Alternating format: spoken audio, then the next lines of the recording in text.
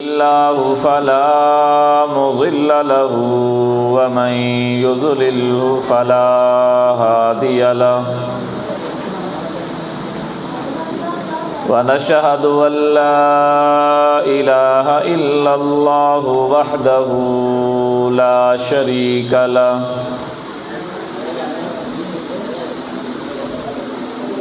ونشهد أن سيدنا وسندنا ومولانا محمدا عبده ورسوله أما بعد فأعوذ بالله من الشيطان الرجيم بسم الله الرحمن الرحيم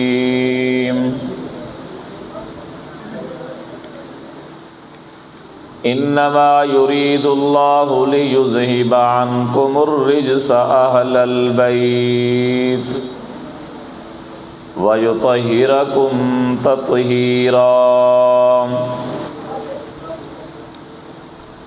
وقال رسول الله صلى الله عليه وآله وسلم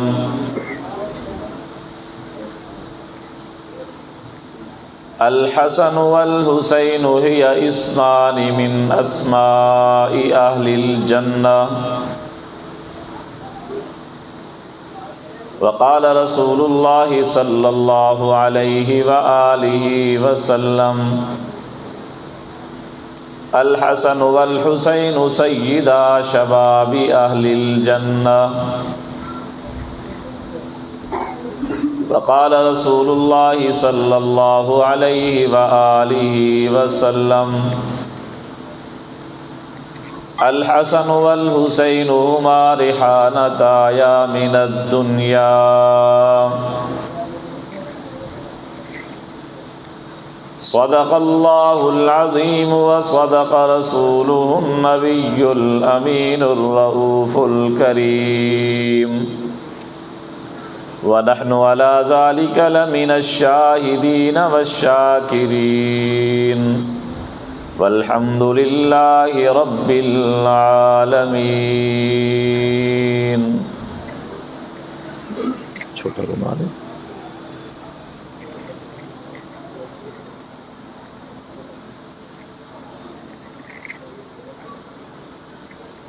نہ نازی کی ضرورت ہے نہ نیازی کی ضرورت ہے، میدان جنگ میں مردان غازی کی ضرورت ہے. ندا آتی ہے اب بھی کربلا کے ذرہ ذرہ سے، حسین ابن علی جیسے نمازی کی ضرورت ہے.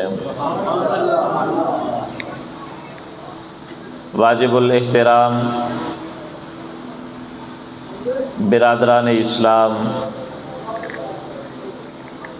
معزز محترم بزرگوں اور نوجوان بھائیوں،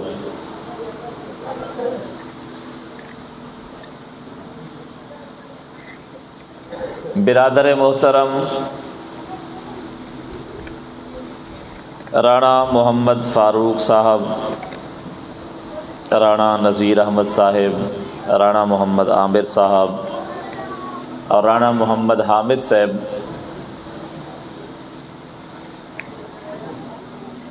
ان بھائیوں نے آپ سب حضرات کو مجھ سمیت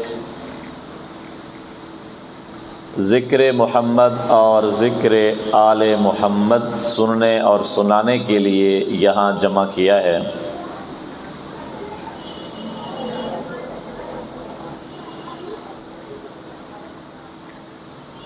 لولاک لما خلقت الافلاک، اللہ نے فرمایا میرے نبی اگر میں نے آپ کو پیدا نہ کرنا ہوتا تو میں جہان نہ بناتا.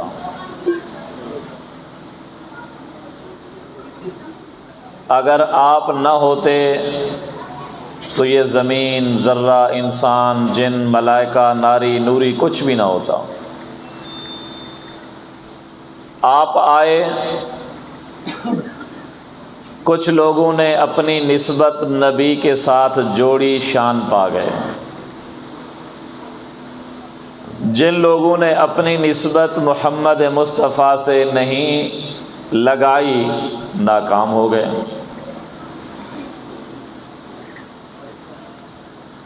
سیدنا محمد مصطفیٰ کے ساتھ دو قسم کے لوگوں کی خاص نسبت ہے۔ ایک کو صحابی کہا جاتا ہے، دوسرے کو اہل بیت کہا جاتا ہے۔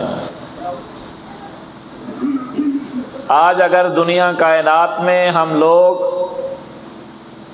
صحابہ کرتے ہیں، صحابی کی عزت کرتے ہیں، تو محمد مصطفیٰ کی غلامی کرنے کی وجہ سے۔ اگر آج اہل بیت کی عزت ہے، ہمارے دل میں اہل بیت کی محبت ہے، تو محمد مصطفیٰ صلی اللہ علیہ وآلہ وسلم کی وجہ سے۔ اگر ان کی نسبت حضور کے ساتھ نہ ہوتی تو ہم یہاں بیٹھ کر ان کا ذکر نہ کرتے۔ یہ ساری کمال ہے نسبت مصطفیٰ کی، یہ ساری عزتیں ہیں نسبت مصطفیٰ کی، یہ ساری عظمتیں ہیں محمد مصطفیٰ کی، یہ ساری رفعتیں ہیں مصطفیٰ کی نسبت کی، یہ ساری بلندیاں ہیں محمد مصطفیٰ کے نسبت سے، کہ آج دنیا صحابہ کرام پر اور اہل بیت پر اپنی جان قربان کرنا اپنے لیے سعادت سمجھتی ہے۔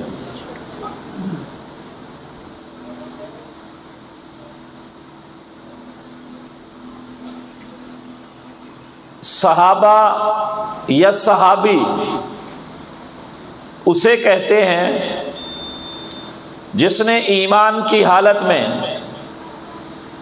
حضرت محمد مصطفیٰ صلی اللہ علیہ وآلہ وسلم کی زیارت کی ہو اور ایمان کی حالت میں ان کی وفات ہوئی ہو۔ نبی پاک صلی اللہ علیہ وسلم کی زیارت کر کے جس آدمی نے پوری زندگی اسلام پر گزاری، ان کے لیے رب کے قرآن نے اعلان کیا کُلًّا وعد اللہ الحسنی، کہ چاہے فتح مکہ سے پہلے مومن بنے، چاہے فتح مکہ کے بعد مومن بنے، اللہ فرما رہے ہیں کُلًّا وعد اللہ الحسنی، میں نے سب کے ساتھ جنت کا وعدہ کر دیا ہے۔ قرآن رضی اللہ عنہم ورضوا عنہ اعلان کرتا ہے میں ان پر راضی، یہ مجھ پر راضی۔ قرآن صحابہ کے لیے اعلان کرتا ہے اولئک ھم المؤمنون حقا، پکے اور سچے مومن۔ قرآن صحابہ کو کہتا ہے کنتم خیر امت، تم سب سے بہترین امت ہو۔ قرآن صحابہ کے بارے میں کہتا ہے اولئک ھم المفلحون، یہ لوگ سارے کے سارے کامیاب ہیں۔ جب صحابہ کرام کے لیے قرآن یہ اعلان کرتا ہے، اہل بیت کے لیے قرآن کیا کہتا ہے؟ قرآن کہتا ہے انما یرید اللہ لیذھب عنکم الرجس اہل البیت ویطہرکم تطہیرا۔ اے میری نبی کی بیویو، نماز پڑھی کرو، قرآن پڑھا کرو، تلاوت کیا کرو، پردہ کیا کرو، گھر سے بغیر ضرورت کے باہر نہ نکلا کرو، زکوٰۃ دیا کرو، اللہ کی اطاعت کیا کرو، اللہ کے رسول کی اطاعت کیا کرو۔ اگر یہ پورا مضمون آپ نے پڑھنا ہو، قرآن ترجمے والا اٹھاؤ، 22واں پارہ کھولو، پہلا رکوع پڑھو، پہلے آپ کو یہ الفاظ ملیں گے یا نساء النبی، اے نبی کی بیویو، اطیعن اللہ، اللہ کی اطاعت کرو، ورسولہ، رسول کی اطاعت کرو، وقرن فی بیوتکن، اپنے گھروں کے اندر چمٹی رہو، بغیر ضرورت کے باہر نہ نکلو، آتین الزکوٰۃ، زکوٰۃ دے دیا کرو، اور اقمنا الصلاۃ، نماز پڑھا کرو، اللہ تو نبی کے بیویوں کو یہ حکم کیوں دے رہا ہے؟ تو اللہ فرماتے ہیں یہ حکم اس وجہ سے ہے کہ انسان جب نماز پڑھتا ہے اس کا جسم پاک ہوتا ہے، روح پاک ہوتی ہے، جب زکوٰۃ دیتا ہے اس کا مال پاک ہوتا ہے، جب پردہ کرتا ہے ذہن پاک ہوتا ہے، آنکھیں پاک رہتی ہیں، جب اللہ کے رسول کی اطاعت کرتی ہیں، اللہ کی اطاعت کرتی ہیں، دل میں اللہ کے رسول کی محبت آتی ہے، اللہ اور اللہ کے رسول کی محبت سے انسان روحانی طور پر بھی پاک ہو جاتا ہے، جسمانی طور پر بھی پاک ہو جاتا ہے۔ اس لیے میں رب اپنی نبی کی بیویوں کو یہ حکم دے رہا ہوں یہ کام کیا کریں۔ انما یرید اللہ لیذہب عنکم الرجس اہل البیت ویطہرکم تطہیرا۔ اے نبی کی بیویوں، میں اللہ چاہتا ہوں، اللہ کا ارادہ یہ ہے کہ تمہیں پاک کرے، تم سے گندگی دور کرے، تمہاری روحانی پاکیزگی بھی اللہ چاہتا ہے، تمہارے جسم کی پاکیزگی بھی اللہ چاہتا ہے، تمہارے ذہن کی پاکیزگی بھی اللہ چاہتا ہے۔ جب نبی کی بیویوں کو اللہ نے اہل بیت قرار دیا، میرے محبوب نبی نے امام حسن کو بلایا، امام حسین کو بلایا، امام حسن و حسین کو بلا کر ان کی امی فاطمہ کو بلایا، ان کے شوہر علی المرتضیٰ کو بلایا، چار وہ اور پانچویں محمد مصطفیٰ۔ آپ نے چادر لہرائی، چادر لہرا کر اوپر رکھا اور فرمایا اللہم ہؤلاء اہل بیتی فاذہب عنہم الرجس۔ اے اللہ تو نے میری عائشہ کو بھی اہل بیت کہا، تو نے میری حفصہ کو بھی اہل بیت کہا، تو نے میری جویریہ کو بھی اہل بیت کہا، تو نے میری میمونہ کو بھی اہل بیت کہا، ریحانہ کو بھی اہل بیت کہا، تو نے میری ام سلمہ کو بھی، زینب کو بھی، تمام بیویوں کو اہل بیت کہا۔ میں محمد مصطفیٰ تجھ سے دعا کر رہا ہوں جس طرح میری بیویاں اہل بیت میں ہیں، میرا بچہ حسن بھی اہل بیت میں ہے، حسین بھی اہل بیت میں ہے، اور میری بیٹی فاطمہ بھی اہل بیت میں ہے، میرا داماد علی المرتضیٰ بھی اہل بیت میں ہے۔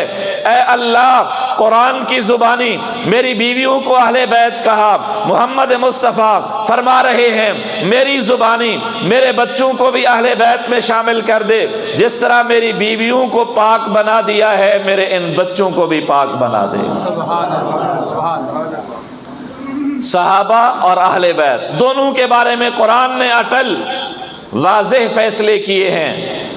اللہ کے نبی نے اعلان کر دیا کہ لوگو میرے جتنے بھی تم پر احسانات ہیں میں ان کا بدلہ تم سے نہیں مانگتا، بدلے میں سونا نہیں مانگتا، چاندی نہیں مانگتا، رشتہ نہیں مانگتا، دولت نہیں مانگتا، پیسہ نہیں مانگتا، زمین نہیں مانگتا۔ اگر تمہیں نظر آئے کہ محمد کے تم پر کوئی احسانات ہیں، میں کہتا ہوں نظر کیا آنا ہے، آج اگر ہمارے اوپر چاند جگمگا رہا ہے یہ احسان ہے محمد مصطفیٰ کا، ستارے جگمگا رہے ہیں یہ احسان ہے محمد مصطفیٰ کا۔ آج اگر ہماری زمین ہمارے لیے طرح طرح کے سونا اور چاندی اگل رہی ہے، ہم اس کی آمدن سے کھا رہے ہیں، اس کی فصلات سے پی رہے ہیں، گھر بنا رہے ہیں، سونا یہیں سے نکل رہا ہے، چاندی یہیں سے نکل رہا ہے، یہ سارے احسانات محمد مصطفیٰ کے ہیں۔ آج اگر بڑے کی قدر ہے احسان محمد مصطفیٰ کا، چھوٹے کی شفقت ہے احسان محمد مصطفیٰ کا، والدین کا احترام ہے احسان محمد مصطفیٰ کا، بیوی کی عفت اور پاک دامنی والی چادر ہے یہ احسان ہے محمد مصطفیٰ کا، کائنات میں جتنے بھی خیریں ہیں یہ احسان ہے محمد مصطفیٰ کا۔ اگر محمد مصطفیٰ والدین کے حقوق نہ بتاتے، بچوں کے حقوق نہ بتاتے، پہلے دور میں والدین کو بھی وراثت میں تقسیم کیا جاتا تھا، والدین کی کوئی تمیز نہیں تھی، بچوں کا کوئی ادب نہیں تھا، بچیوں کو زندہ درگور کر دیا جاتا تھا۔ آج اگر ہماری بچیوں کے اوپر ہماری عزت ہماری شفقت کی چادریں ہیں تو یہ احسان ہے محمد مصطفیٰ کا۔ آج اگر چھوٹا بچہ اپنے بڑے بھائی کی قدر کرتا ہے یہ احسان ہے محمد مصطفیٰ کا۔ دنیا میں جتنے بھی بھلائیاں ہیں یہ احسان ہے محمد مصطفیٰ کا۔ آج ساری کائنات کے سارے لوگ گناہوں میں لت پت ہیں، کوئی سود کھا رہا ہے، کوئی جوا کر رہا ہے، کوئی زنا کر رہا ہے، کوئی شراب پی رہا ہے، کوئی حرام مال کھا رہا ہے، کوئی چوری کر رہا ہے، کوئی ڈکیتی کر رہا ہے، کوئی کسی کی عزت پامال کر رہا ہے، کوئی آدمی کسی گناہ میں ملوث ہے، کوئی کسی گناہ میں ملوث ہے، اگر گناہوں کے باوجود بھی ہم پر اللہ کا عذاب نہیں آ رہا تو یہ احسان ہم پر ہے محمد مصطفیٰ کا۔ لیکن میرے نبی نے فرمایا، لوگوں، قرآن کے اندر اللہ نے اعلان کیا، میرا نبی فرما رہا ہے، میرے جتنے بھی تم پر احسانات ہیں میں تم سے ان کا بدلہ نہیں مانگتا، صرف اتنی کہتا ہوں جب میں محمد تم کو یاد آؤں تو میرے رشتہ داروں کے ساتھ، میرے اہل بیت کے ساتھ اچھا سلوک کرنا، یہ میرا احسانات کا بدلہ ہے، یہ میرے ساتھ حسن سلوک ہے۔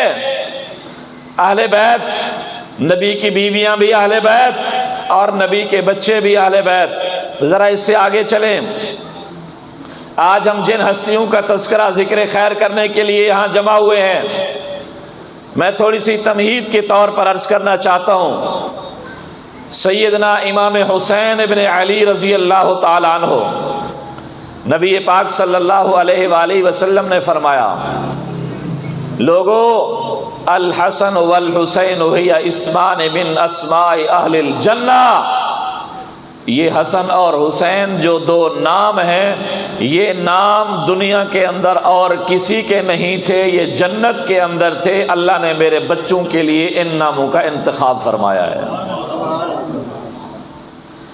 کتنے خوش نصیب تھے وہ لوگ جو نبی کے دور میں مسلمان ہوئے، جن کو صحابہ اور اہل بیت کہا جاتا ہے۔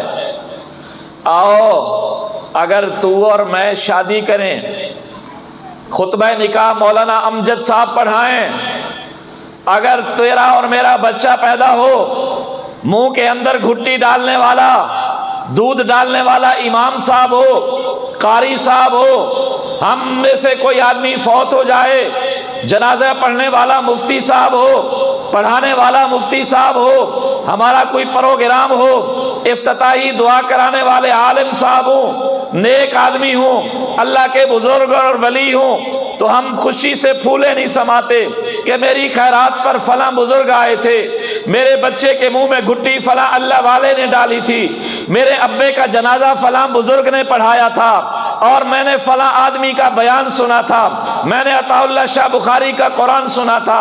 آؤ، صحابہ کی قسمت پر کیوں نہ قربان، ابو بکر صدیق پر کیوں نہ قربان، عمر عثمان علی پر کیوں نہ قربان، حسن و حسین پر کیوں نہ قربان۔ ان کے جب قرآن سنانے کی باری آتی ہے، سننے والے محمد مصطفیٰ ہوتے ہیں، جب سننے کی باری ہوتی ہے سنانے والے محمد مصطفیٰ ہوتے ہیں، جب ان کے نماز پڑھنے کا وقت ہوتا ہے امام محمد مصطفیٰ ہوتے ہیں، ان کے جب جہاد کرنے کا وقت ہوتا ہے کمانڈر اور امیر محمد مصطفیٰ ہوتے ہیں، ان میں سے کوئی فوت ہوتا ہے جنازہ پڑھنے والے محمد مصطفیٰ ہوتے ہیں۔ اگر یہ فوت ہوتے ہیں تو محمد مصطفیٰ کے قریب دفن ہوتے ہیں۔ کتنے خوش نصیب یہ لوگ ہیں۔ اس سے آگے چلیں، سیدنا علی کرم اللہ وجہہ کے 18 بیٹے تھے۔ کتنا بیٹے تھے؟ کتنا بیٹے تھے؟ حضرت امام حسن و حسین کے والد محترم کا نام کیا تھا؟ بلند آواز سے کہہ دیں، کتنا کا کیا نام تھا ان کا؟ علی۔ کیا نام تھا؟ علی۔ حضرت علی کے 18 بیٹے تھے۔ اب ان 18 بیٹوں کا نام کیا ہے؟ پچھلے سال میں نے آپ کو بتایا تھا، یاد ہے کسی کو؟ اگر کوئی 18 بیٹوں کا نام سنا دیں۔ لیکن نہیں، کیوں؟ اس لیے کہ ذکر نہیں کیا جاتا ان کا۔ حسن و حسین جن کے بیٹے ہیں وہ باقی 16 بھی ان کے بیٹے ہیں، تو ان کا بھی تذکرہ کرنا چاہیے یا نہیں کرنا چاہیے؟ ان کے ناموں کا بھی تذکرہ کرنا چاہیے تاکہ ہمیں پتہ چلے کہ مولا علی نے اپنے بیٹوں کے نام کیا رکھے اور بیٹے کتنے تھے، کیا کرتے تھے، کیا ان کی سیرت ہے، کیا ان کی سوانح ہے۔ لیکن ہمیں نہیں بتایا جاتا۔ کیوں؟ جو ٹھیکیدار ہیں وہ تو سمجھتے ہیں کہ بس ہم ہی ہیں ماننے والے، دوسرے تو آل محمد کا ذکر ہی نہیں کرتے۔ او بھائی، غور سے سننا، توجہ سے سننا، حسن و حسین کا ذکر تو کیا، پوری آل محمد کا ذکر تو کہتا ہے یہ کرتے نہیں، یہ مانتے نہیں، یہ سنتے نہیں، یہ نام نہیں لیتے۔ آؤ میں تمہیں بتاتا ہوں کہ ہم سنی مسلمان محمد اور آل محمد کا تذکرہ کتنی بار کرتے ہیں، کیسے کرتے ہیں، کس رنگ میں کرتے ہیں، کس حالت میں کرتے ہیں۔ تو شاید ذکر کرتا ہوگا روڈ کے اوپر، تو ذکر کرتا ہوگا پلاٹ کے اوپر، تو ذکر کرتا ہوگا جوتی کے ساتھ، تو ذکر کرتا ہوگا بے وضو یا باوضو، پتہ نہیں تو نشے کے اندر ذکر کرتا ہے، بغیر نشے کے کرتا ہے، مردوں اور عورتوں کے مخلوط مجمع میں کرتا ہے یا الگ کرتا ہے، پاک ہو کر پڑھتا ہے یا بغیر پاک ہونے کے کرتا ہے۔ آؤ اہل سنت والجماعت سنی مسلمان اہل بیت کا ذکر کرتے ہیں پاک ہو کر، صحابہ کا ذکر کرتے ہیں پاک ہو کر، نبی کا ذکر کرتے ہیں پاک ہو کر۔ صرف پاک ہونا یہ نہیں کہ انسان کے کپڑے پاک ہو چاہیے بس زمین پر بیٹھ کر، کرسی پر بیٹھ کر ذکر کرے، نہیں، ہم جب آل محمد کا ذکر کرتے ہیں جب بھی نہیں، پورا سال کرتے ہیں، پورا مہینہ کرتے ہیں، پورے دن کرتے ہیں، دن کی نماز میں کرتے ہیں، پاک ہونے کی حالت میں کرتے ہیں، مسجد کے اندر کرتے ہیں۔ جب ہم ذکر محمد، ذکر آل محمد کے کرنے کے لیے مسجد میں آتے ہیں، پہلے وضو کر کے اپنے جسم کو پاک کرتے ہیں، جب جسم پاک ہو جاتا ہے اللہ کی بڑائی کرتے ہیں، اللہ اکبر، اللہ سب سے بڑا ہے، تاکہ ہماری زبان پاک ہو جائے، ہماری زبان کے اوپر شرک نہ ہو، کفر نہ ہو، اللہ کی بڑائی بیان کر دی، ہاتھ باندھ کر با ادب طریقے سے عاجزی کے ساتھ زبان پر کرت جاری ہوتی ہے، الحمدللہ رب العالمین، اللہ کی تعریف بیان کر کے، حمد بیان کر کے اپنی زبان کو پاک کیا، اس کے بعد رکوع کر کے اپنے جسم کو بھی پاک کیا، زبان سے پڑھا سبحان ربی العظیم، اے اللہ تیری ذات بڑی عظمت والی ہے، ہر عیب سے پاک ہے، پھر سمع اللہ لمن حمدہ کہا، ربنا لک الحمد کہہ کر پھر تکبیر کہی، پھر سجدے میں گئے سبحان ربی الاعلی کہا، پھر دوسری رکعت کے اندر قرات کی، قرآن پڑھا، تسبیح بیان کی۔ کیوں؟ ہم نے ذکر محمد اور آل محمد کرنا تھا، اس کے لیے اپنے جسم کو پاک کیا، وضو کر کے اپنی روح کو پاک کیا، زبان کو پاک کیا، آنکھوں کو پاک کیا، دماغ کو پاک کیا، اللہ کی تسبیح بیان کر کے۔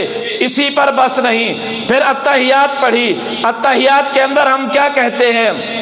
التحیات للہ والصلوات والطیبات، اللہ میں جو مالی عبادتیں کرتا ہوں، زکوٰۃ دیتا ہوں، عشر دیتا ہوں، صدقہ دیتا ہوں تجھے راضی کرنے کے لیے، اللہ میں جو زبانی ذکر کر رہا ہوں، تلاوت کر رہا ہوں، تسبیح پڑھ رہا ہوں تجھے راضی کرنے کے لیے، اللہ میں جو بھی کام کرتا ہوں تجھے راضی کرنے کے لیے کرتا ہوں۔ اب جب اتحیات پڑھ لی، اس کے بعد کہا السلام علیکہ ایھا النبی ورحمۃ اللہ وبرکاتہ۔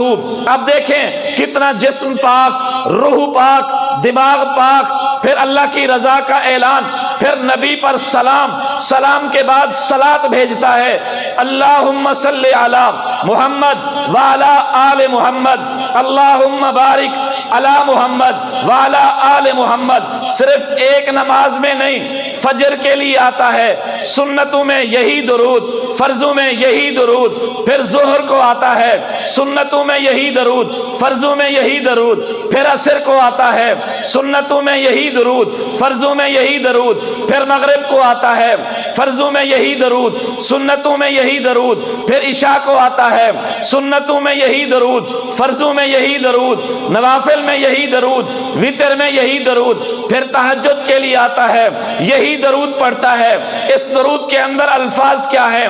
آؤ تو کہتا ہے شاید یہ لوگ آل محمد کا ذکر نہیں کرتے، میں کہتا ہوں میرا درود سن، میرا ذکر محمد سن، میرا آل محمد کا تذکرہ سن، میں کس طریقے سے کرتا ہوں، مسجد میں کرتا ہوں، باوضو کرتا ہوں، نماز کے اندر کرتا ہوں، زبان کو پاک بنا کر اللہ کے ذکر سے، نبی پر سلام بھیج کر صلاۃ بھیجتا ہوں، ہوں، کہتا ہوں اے اللہ محمد پر بھی رحمت بھیج، آل محمد پر بھی رحمت بھیج، اللہم بارک علی محمد، اے اللہ محمد پر بھی برکت نازل فرما، والا آل محمد، آل محمد پر بھی برکت نازل فرما، کیونکہ میرا دین اللہ کی تحمید کے بغیر بھی مکمل نہیں، نبی پر سلام کے بغیر بھی مکمل نہیں، محمد اور آل محمد کے ذکر کے بغیر بھی مکمل نہیں۔ سبحان اللہ، ماشاء اللہ۔ آل محمد کا تذکرہ ہمارے نزدیک تو باعث خیر، باعث نجات ہے، جنت میں جانے کا سبب ہے۔ جس طرح صحابہ کے بغیر دین نامکمل، اسی طرح اہل بیت کے بغیر بھی دین نامکمل۔ تو عرض کر رہا تھا امام حسن و حسین کن کے بیٹے ہیں؟ حضرت علی کے، اور حضرت علی کے کل کتنا بیٹے ہیں؟ 18۔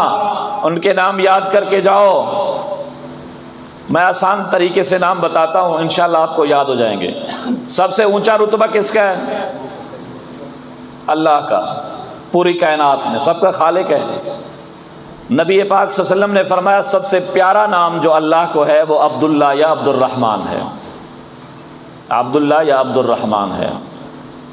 تو مولا علی کے 3 بیٹوں کا نام تھا عبداللہ۔ اللہ کے بعد کس کا رتبہ ہے؟ محمد صلی اللہ علیہ وسلم کا۔ اور مولا علی کے 3 بیٹوں کا نام تھا محمد۔ آپ جائیں ابھی بھی، جب آپ کربلا کی کوئی بھی کتاب پڑھیں سانحہ کربلا پر، تو آپ کو ملیں گے علی اصغر، علی اکبر، نام دونوں کا ایک ہے علی، لیکن جو بعد میں پیدا ہوا وہ چھوٹا علی اصغر اس کو کہا جاتا، جو پہلے پیدا ہوا اس کو علی اکبر۔ تو یہ عرب کے اندر ابھی بھی رواج ہے، اصغر اکبر۔ ایک آدمی کے 3 بیٹے پیدا ہوئے، تینوں کا نام انہوں نے ابو بکر رکھ دیا، لیکن پہلے کے ساتھ ملایا ابو بکر اکبر، دوسرے کے ساتھ ملایا ابو بکر اوسط، تیسرے کے ساتھ ملایا ابو بکر اصغر، یہ بڑا ہے، یہ درمیانہ ہے، یہ چھوٹا ہے، نام تینوں کا یہ ابھی تک بھی رواج ہے۔ تو اسی طرح علی کے 3 بیٹوں کا نام تھا عبداللہ، عبداللہ اکبر، عبداللہ اوسط، عبداللہ اصغر۔ 3 بیٹوں کا نام تھا محمد، محمد اکبر، محمد اوسط، محمد اصغر۔ 2 بیٹوں کا نام تھا ابو بکر، 2 کا نام کیا تھا؟ ابو بکر۔ یہ لوگ تو کہتے تھے کہ جی مولا علی کا تو بی بی فاطمہ کا تو حق کھا گیا تھا ابو بکر، اگر حق کھایا ہوتا مولا علی اپنے بیٹے کا نام ابو بکر کیوں رکھتا؟ اگر اہل بیت اور ابو بکر کی نہ بنتی تو مولا علی نے اپنے بیٹے کا نام ابو بکر کیوں رکھا؟ 2 بیٹوں کا نام عمر۔ آج تو لوگوں نے کہانیاں بنائی ہوئی ہیں نا ان کے اختلاف کی، ان کے باتوں کی۔ مولا علی کے بیٹوں کا نام یہ اس لیے نہیں بتاتے کہ ان کا مذہب دھڑام ہو جاتا ہے۔ 2 کا نام ابو بکر، 2 کا نام عمر، 2 کا نام عثمان۔ یہ ایسے نہیں آپ شہدائے کربلا کی لسٹ منگوائیں، ان کے اندر نہ ہو نام ابو بکر بن علی شہید ہونے والوں میں سے، ان کے اندر نام ہوگا عمر بن علی، ان کے اندر نام ہوگا عثمان بن علی، علی کا بیٹا ابو بکر، علی کا بیٹا عمر، علی کا بیٹا عثمان شہداء میں شامل ہیں۔ تو 2 کا نام ابو بکر، 2 کا نام عمر، 2 کا نام عثمان، 2 کا نام جعفر، 2 کا نام عباس، 1 کا نام عون، 1 کا نام یحییٰ۔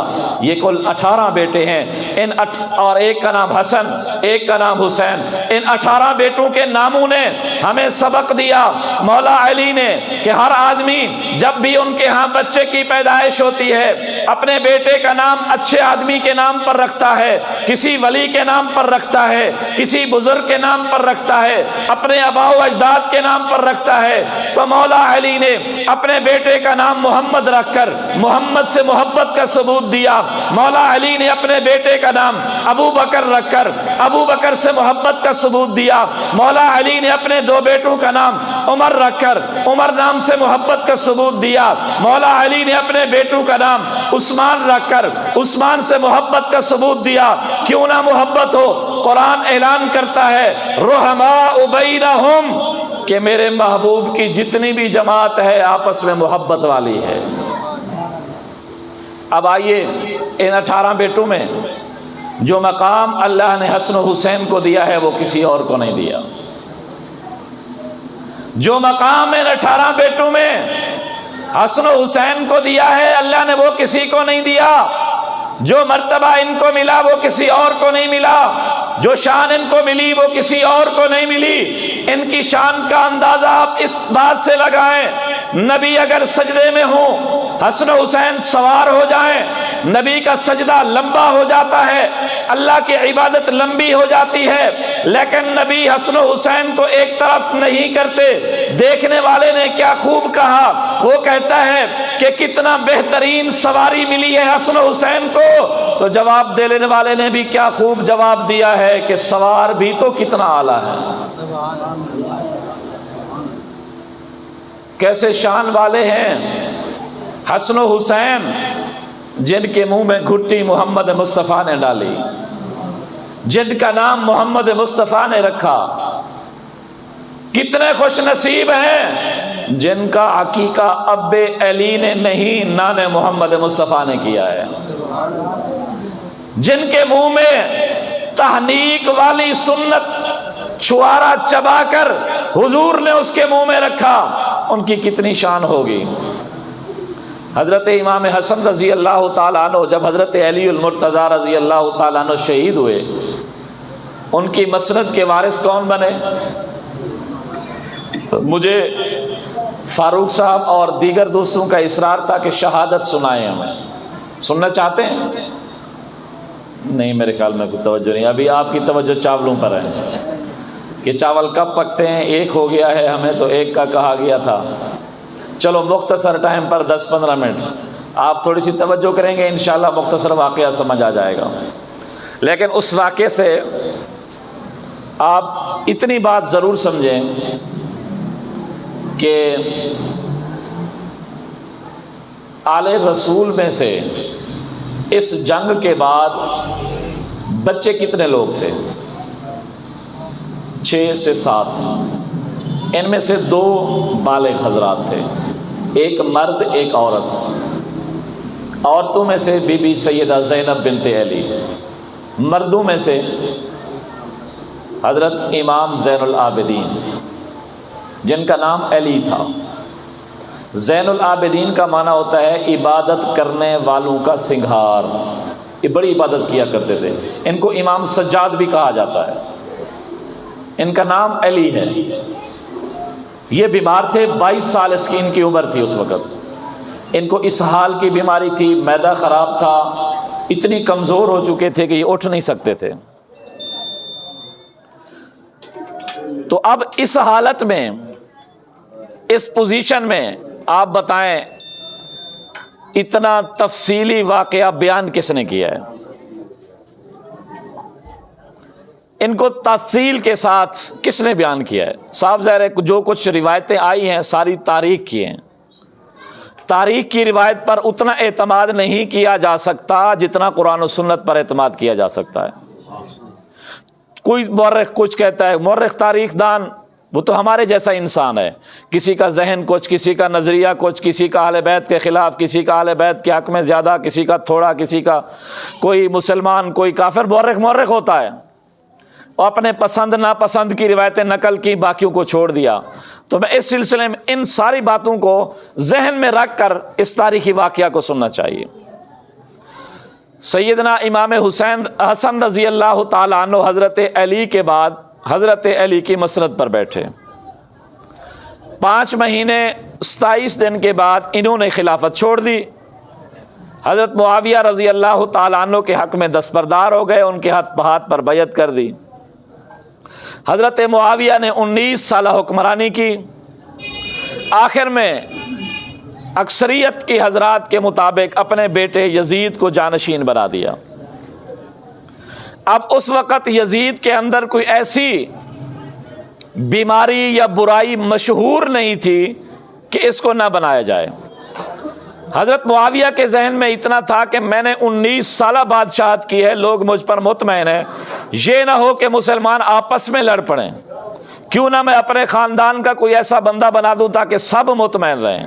اور اس وقت اس کے اندر کوئی ایسی بیماری نہیں تھی، برائی نہیں تھی مشہور، اگرچہ ہوں گی لیکن مشہور نہیں تھی۔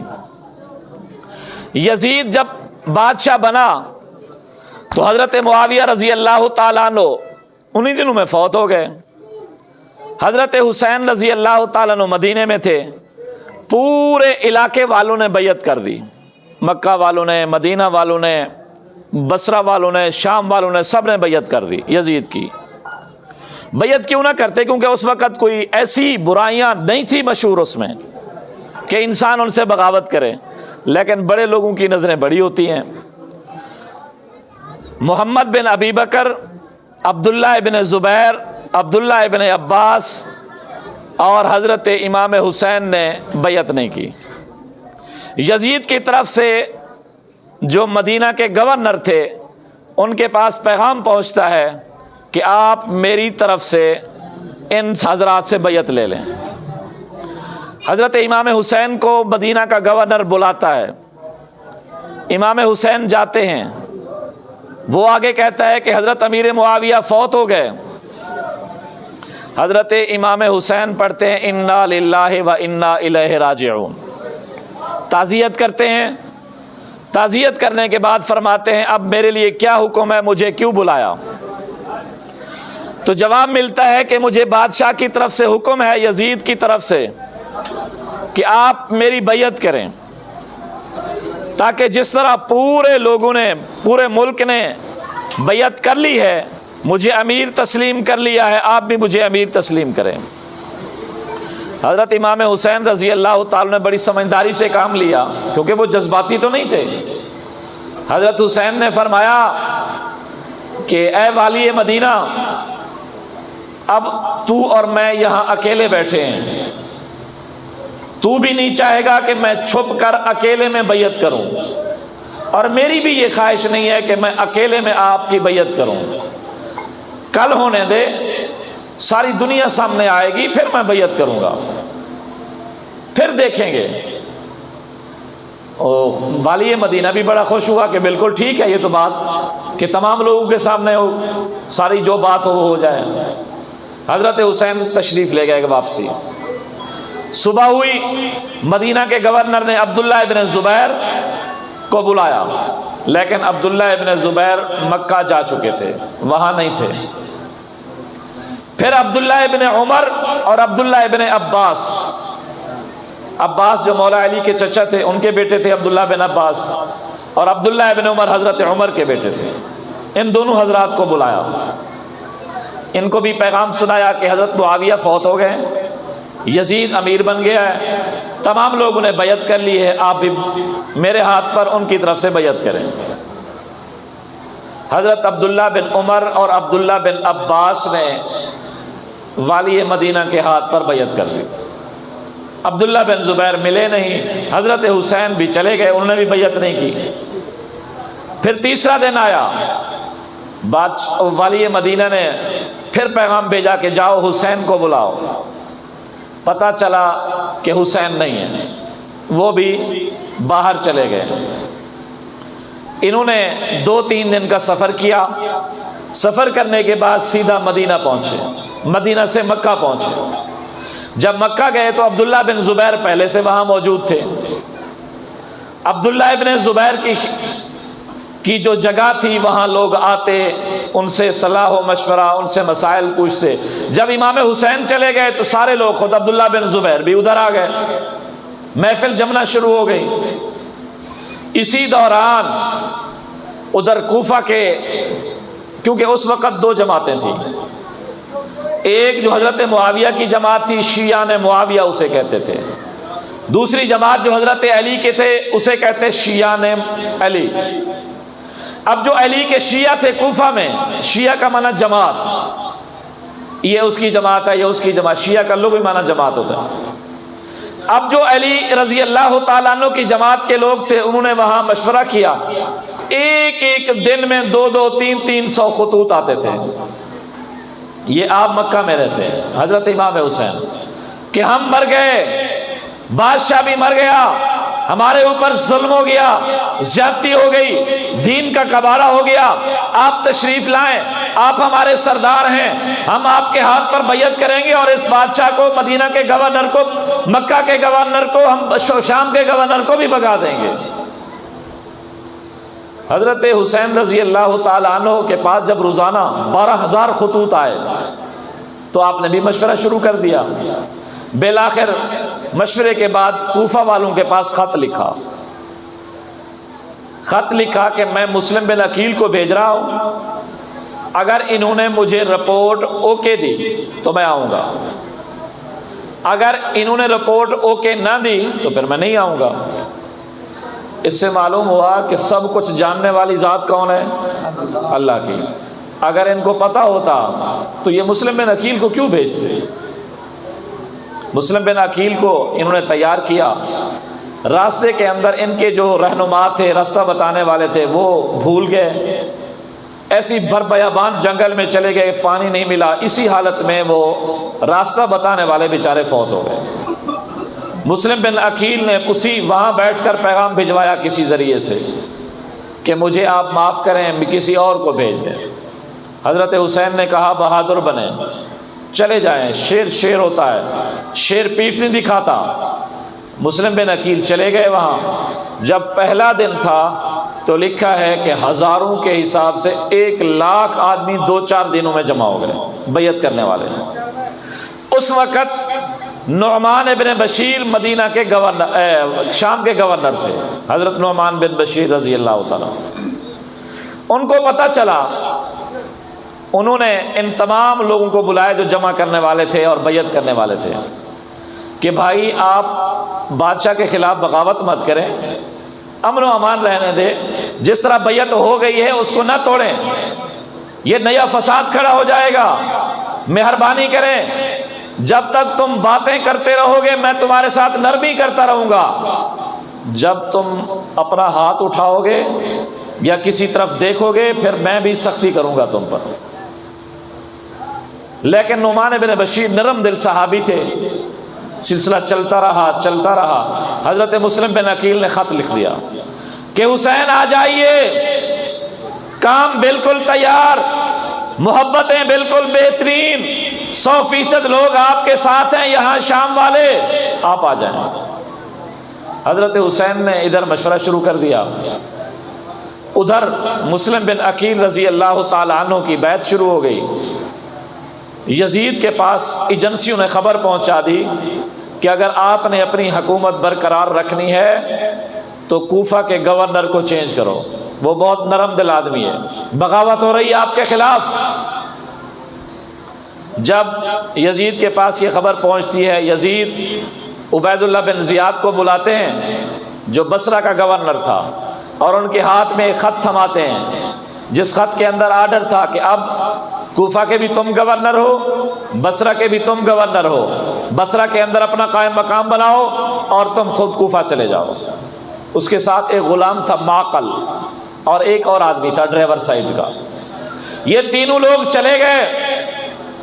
جب وہاں کوفہ کے اندر قریب تھے تو انہوں نے اپنا لباس چینج کیا، عبید اللہ بن زیاد نے داڑھی اسی طرح بنائی، پگڑی اسی طرح بنائی، جبہ اسی طرح بنایا، عصا اسی طرح پہنا جس طرح امام حسین پہنا کرتے تھے۔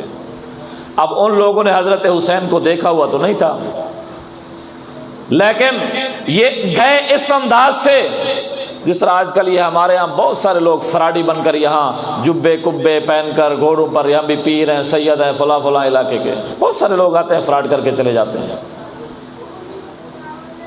تو ہمیشہ فراڈیوں نے حسین کا نام ہی لیا، آج سیدوں کا نام لیتے ہیں، اس وقت حسین کا نام لیا عبید اللہ بن زیاد نے۔ ہمیشہ فراڈیوں نے سید اور آل رسول کو کا نام لے کر اپنے مفادات حاصل کیے۔ جب لوگوں کے اندر مشہور ہوگا کہ حسین ابن علی کوفہ میں آ گئے، تھا وہ عبید اللہ بن زیاد، 10 آدمی شامل ہو گئے، 20 شامل ہو گئے، نعرے لگنا شروع ہو گئے، سادات زندہ باد، حسین زندہ باد، حسن زندہ باد، حتیٰ کہ گورنر آفس تک پہنچ گئے۔ جب وہاں گئے تو آگے نعمان بن بشیر جو مدینہ کے شام کے گورنر تھے، انہوں نے دیکھا بندے بہت زیادہ ہیں، حسین بھی آ گئے ہیں، تو یہ تو قبضہ کریں گے۔ انہوں نے بہت سمجھانے کی کوشش کی کہ مجمع ٹل جائے، خود باہر نکلے۔ تو جو ہی باہر نکلے عبید اللہ بن زیاد نے اپنا تعارف کرایا، یہ خط ہے، میں گورنر ہوں، آپ کو معزول کیا جاتا ہے، آپ بستر اٹھائیں، اور اس پر میں آ گیا۔ نعمان بن بشیر بڑے خوش ہو گئے کہ اللہ نے مجھے امتحان سے بچا لیا۔ انہوں نے بستر اٹھایا، یہ اپنے گھر چلے گئے۔ عبید اللہ بن زیاد نے اپنے ان 2-3 ساتھیوں سے مشاورت شروع کر دی۔ مشاورت کے بعد صبح پہلا کام کیا، اعلان کر دیا تمام لوگوں کو کہ لوگوں، کوئی بھی آدمی بغیر ہماری اجازت کے اپنے گھر مہمان نہ ٹکائے، کسی جگہ کوئی مشکوک آدمی دیکھو ہمیں مطلع کرو، کسی کے گھر کوئی مشکوک آدمی پایا گیا تو اس کے گھر کے دروازے پر اس کو پھانسی دی جائے گی، اور جس محلے میں پایا گیا اس محلے کے اندر کسی کو حکومت وظیفہ اور تنخواہ نہیں دے گی۔ یہ پوزیشن ہو گئی، حتیٰ کہ جب یہ مسلم بن عقیل گئے تو یہ مختار ثقفی کے گھر میں رہائش پذیر گئے۔ مختار ثقفی کے بعد انہوں نے اپنی رہائش، جب یہ اعلان ہوا تو اپنی رہائش چینج کر دی، اپنی رہائش رکھ دی ہانی بن عروہ کے پاس، کیونکہ وہ بڑا مالدار آدمی تھا۔ جو وہاں شیعان علی کا بڑا تھا شریک، وہ بھی وہیں آ کر رہ گیا مسلم بن عقیل کے ساتھ۔ یہ شریک بہت بڑا مالدار آدمی تھا۔ عبید اللہ بن زیاد کو پتہ چلا کہ وہ بیمار ہے، اس نے اعلان کر دیا کہ میں جاتا ہوں عیادت کرنے کے لیے۔ ادھر شریک نے بتا دیا مسلم بن عقیل کو کہ ابن زیاد آ رہا ہے، میں آپ سے پانی مانگوں گا، تم پانی لے آنا اور نیزہ، کوئی تیر، کوئی تلوار بھی لے آنا اور اس کا سر قلم کر دینا، تاکہ ابن زیاد مر جائے اور ہم امن و سکون سے رہیں گے۔ اس شریک نے کہا، لیکن ہانی بن عروہ کے گھر میں جو رہائش پذیر تھے، جن کے گھر میں، ادھر آ گیا ابن زیاد اپنے 1-2 ساتھیوں کے ساتھ۔ ادھر ان کا حال احوال ہوا، کھانا وغیرہ کھایا، طبیعت پوچھی، عیادت کی۔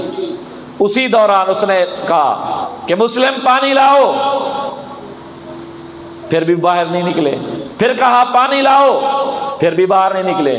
پھر کہا پانی لاؤ، پھر بھی باہر نہیں نکلے گئے۔ تیسری مرتبہ جب کہا پانی لاؤ تو جو باقل غلام تھا ابن زیاد کا، وہ سمجھ گیا کوئی مسئلہ ہے، انہوں نے فوراً کہا کہ امیر صاحب چلیں۔ تو فوراً ابن زیاد اٹھ کھڑا ہوا۔ بعد میں اس نے بلایا کہ مسلم تو کیوں نہیں آیا؟ میں نے 1 مرتبہ بلایا، 2 مرتبہ بلایا، 3 مرتبہ بلایا۔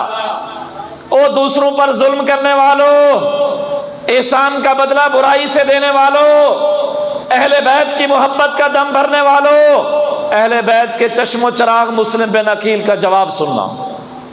مسلم بن عقیل فرمانے لگے، اللہ کے بندے، مجھ سے یہ توقع نہ کرو کہ میں جس کے گھر میں بیٹھ کر پناہ لے رہا ہوں، کھا رہا ہوں، میں اس کے گھر اس کے مہمان کو قتل کروں۔ یہ توقع مجھ سے مت رکھو، میں یہ نہیں کر سکتا۔ بالآخر عبید اللہ بن زیاد چلے گئے، ماقل کی ڈیوٹی لگائی کہ جاؤ مسلم بن عقیل کو تلاش کرو۔ وہ گیا۔ مسلم بن حدثہ ایک اہل تشیع کا بڑا بزرگ تھا، وہ نماز پڑھ رہا تھا۔ اس کو کہا کہ جی میں فلاں ملک سے آیا ہوں، 3000 درہم میں لے آیا ہوں حضرت حسین کے لیے اور ان کی جماعت کے لیے، میں نے مسلم بن عقیل کو ملنا ہے، یہ خدمت میں نے ان کی کرنی ہے۔ اس نے سوچا، اچھا یہ بتا کہ ٹھیک ہے تجھے اہل بیت کی محبت ہے، لیکن میرا کس نے بتایا کہ میں بھی اہل بیت کا محب ہوں؟ انہوں نے کہا تیری نماز نے مجھے بتایا۔ وہ ان کو لے گیا مسلم بن عقیل کے پاس۔ یہ باقل جو ابن زیاد کا غلام تھا، دن کو وہیں رہتا، رات کو آ کر ابن زیاد کو سارے حال احوال دیتا۔ بالآخر مسلم بن عقیل، میں بات کو مختصر کر رہا ہوں، مسلم بن عقیل گرفتار کر لیے گئے۔ جب مسلم بن عقیل گرفتار ہوتے ہیں، ابن زیاد کی دربار میں آتے ہیں، سلام نہیں کرتے، طلق کلامی ہوتی ہے، سوال جواب ہوتے ہیں۔ ابن زیاد کی طرف دیکھتے ہیں، ابن زیاد کہتا ہے کہ آخری وقت ہے، آپ کا کوئی وصیت؟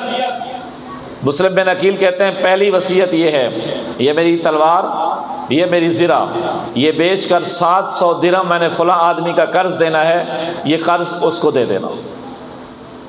دوسری وصیت حسین کو اطلاع کر دینا کہ اس کو شہید کر دیا گیا ہے۔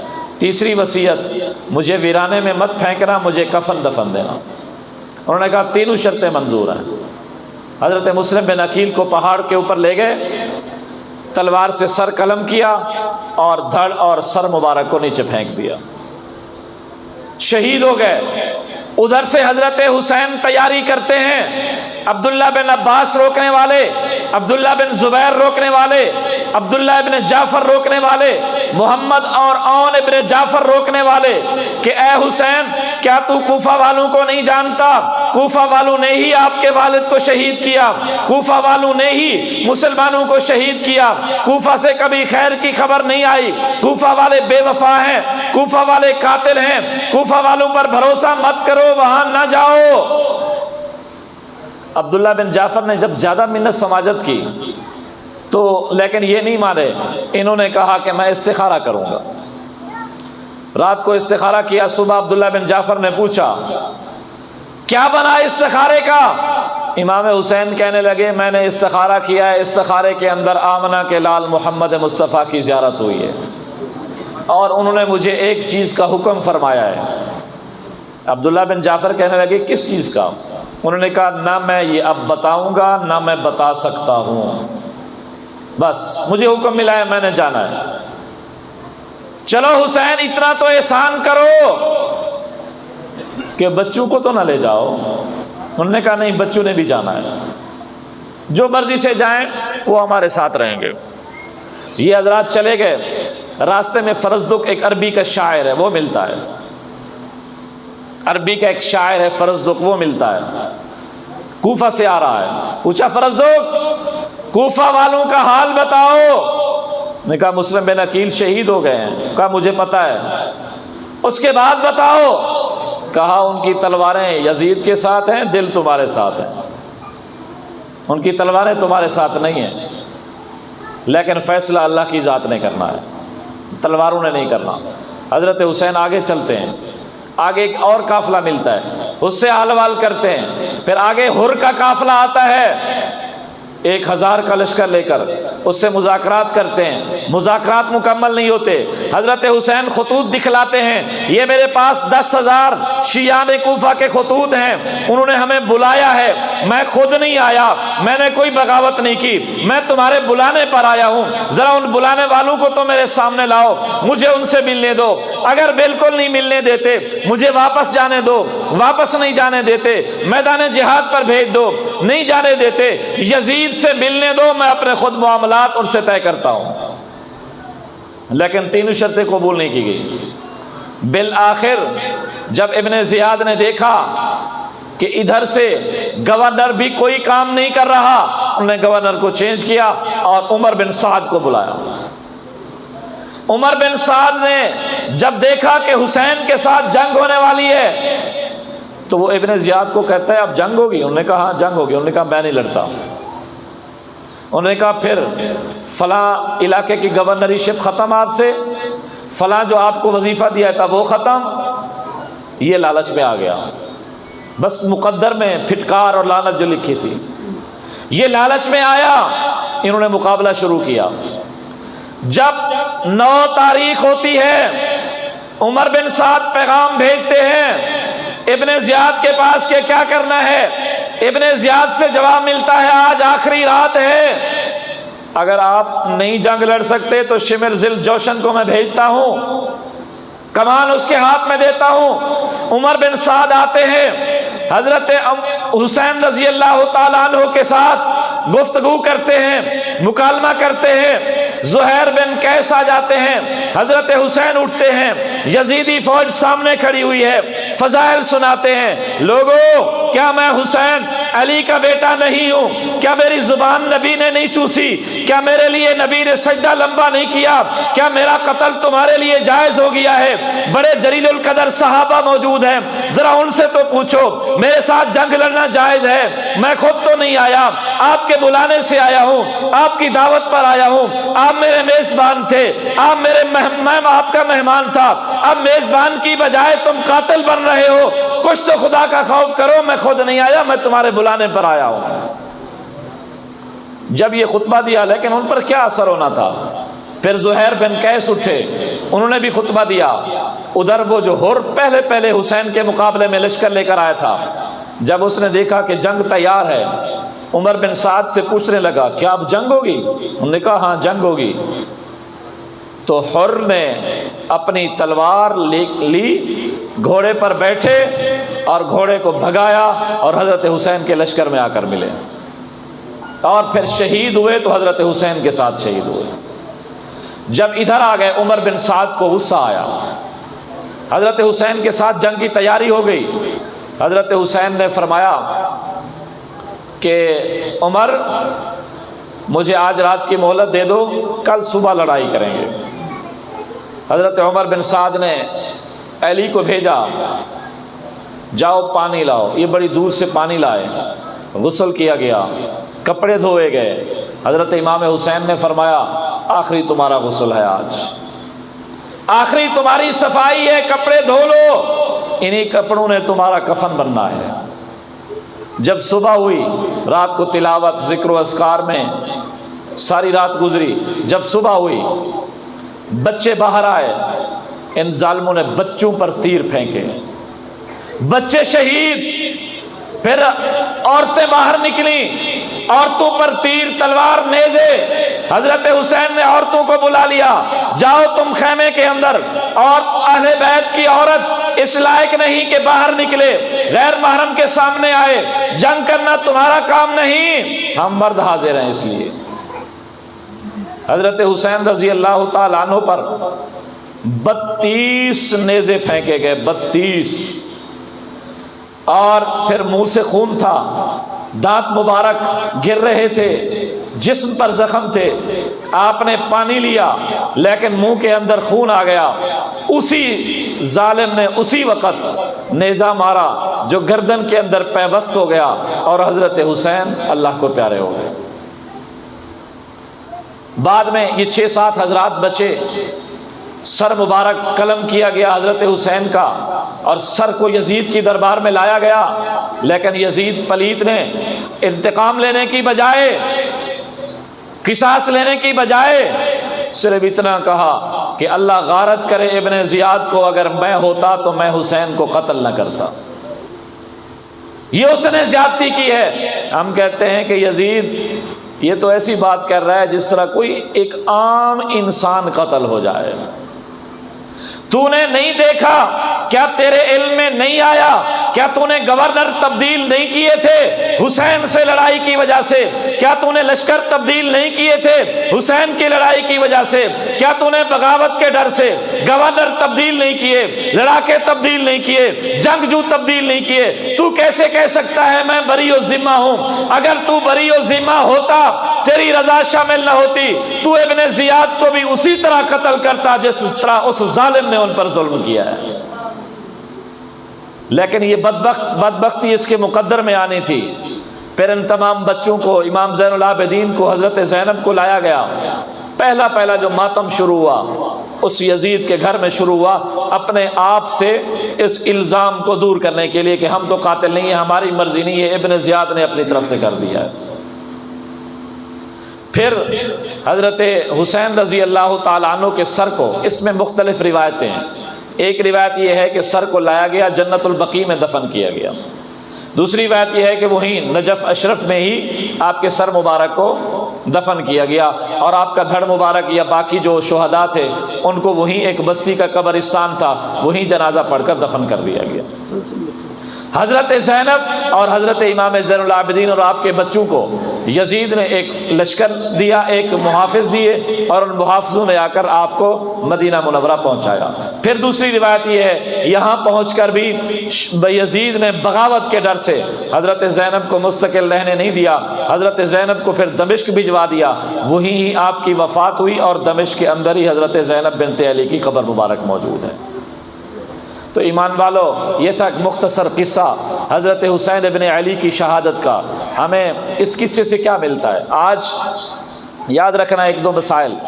ہم نے ایک چیز اپنی طرف سے بنائی ہوئی ہے کہ جی قبرستان کے اندر ہم نے محرم کے اندر ہی جانا ہے، نہ یہ اللہ کا حکم، نہ نبی کا حکم، نہ صحابہ کا حکم، نہ اہل بیت کا حکم۔